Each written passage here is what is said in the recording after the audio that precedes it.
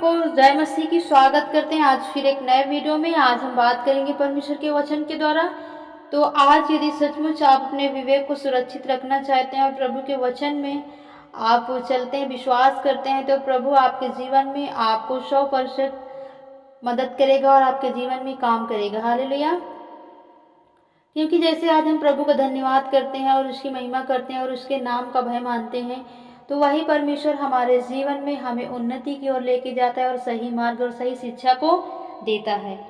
जैसे जानेंगे प्रभु के वचन के द्वारा कि आज हम प्रभु से कैसे बातें करें या प्रभु से हम कैसे प्रार्थना करें या प्रभु के वचन में कैसे बढ़ें, जिससे हमारा विवेक सुरक्षित रहे और सदा हम प्रभु में बढ़ते जाएं और हमारे जीवन में आने वाली जो भी समस्याएं हैं वो हमारे जीवन से दूर रहें, कभी भी हमारे जीवन को, हमारी फैमिली को, हमारे परिवार को ना छूने पाए।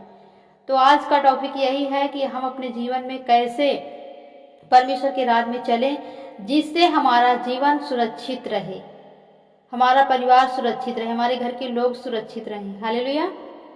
तो चढ़ लेंगे, नीति वचन पढ़ेंगे। नीति वचन 7:1 से पढ़ेंगे। नीति वचन 7:1 से, नीति वचन 7:1 में पढ़ेंगे। हे मेरे पुत्र, मेरी बातों को मानकर और मेरी आज्ञाओं को अपने मन में रख कर छोड़ दे। हे मेरे पुत्र, जैसे आप देखते हैं कि नीति वचन, यह प्रभु का वचन क्या कह रहा है, प्रभु के दास के द्वारा सुलेमान जैसे बताता है वैसे हमें प्रभु के वचन के अनुसार सीखते हैं, समझते हैं। सुलेमान के द्वारा, दाऊद के द्वारा आज हम बहुत ऐसी पत्रियां हैं जिससे सुलेमान के द्वारा परमेश्वर ने बहुत चीज़ें समझाई है और पौलुस के द्वारा समझाई है। तो हम जैसे जैसे प्रभु के वचन को सीखते हैं, समझते हैं, तो परमेश्वर का वचन जो है हमें आगे की ओर लेके जाता है। तो यहाँ कहता है, हे मेरे पुत्र, मेरी बातों को मानना, यानी मानना है, मेरी बातों को मानना है, तुझे अनसुनी नहीं करना है। जैसे हम अपने माता पिता की बातों को मानते हैं या जिससे ज़्यादा प्रेम करते हैं उसकी बातों को मानते हैं, उसी प्रकार यहाँ प्रभु का वचन कहता है, हे मेरे पुत्र, मेरी बातों को मान कर और मेरी आज्ञाओं को अपने मन में रख छोड़। दूसरा पढ़ेंगे, मेरी आज्ञाओं को मान, इससे तू जीवित रहेगा और मेरी शिक्षाओं को अपने आंखों की पुतली जान। क्या है दूसरा पॉइंट इंपॉर्टेंट है, मेरी आज्ञाओं को मान, इससे तू जीवित रहेगा। किससे?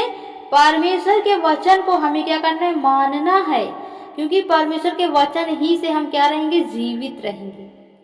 आज हमारे जीवन में प्रभु का वचन नहीं तो हम पवित्र आत्मा में जीवित नहीं। आज हमारे अंदर प्रभु का वचन काम नहीं कर रहा है। क्यों? क्योंकि हमारे अंदर प्रभु का वचन नहीं है।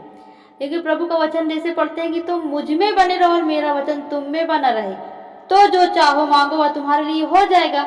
उसी प्रकार यहाँ दूसरा पॉइंट कहता है कि मेरी आज्ञाओं को मान, इसी से तू क्या रहेगा, जीवित रहेगा। और मेरी शिक्षाओं को क्या करना है, अपने आंखों की पुतली जानना है। परमेश्वर की शिक्षाओं को हमें अपने आंखों की पुतली जानना है। आगे पढ़ेंगे तीसरा पॉइंट, उनको अपने उंगली में बांध और अपने हृदय की पटिया में लिख ले। उनको अपनी उंगली में बांध ले और अपने हृदय की पटियों में लिख ले। चौथा पॉइंट पढ़ेंगे, बुद्धि से कहा तू मेरी बहन है और समझ को अपनी साथनी बना। आमीन। बुद्धि से कहा, हमें बुद्धि से कहना कि तू मेरी बहन है। जैसे बहन भाई एक साथ रहते हैं जब तक उनका विवाह नहीं होता, उसी प्रकार हमें प्रभु का वचन साथ रखना है अपने, जब तक हमें प्रभु उठा नहीं लेता। हमें प्रभु के वचन को अपने साथ रखना, अपने पास रखना है, अलग नहीं करना है। प्रभु को अपने आप में आप रखें, प्रभु के वचन को रखें। जैसे प्रभु का आत्मा आप में रहता, आपके साथ रहता, जिससे आप छुटकारा पाते हैं, चंगाई पाते हैं, आशीष पाते हैं।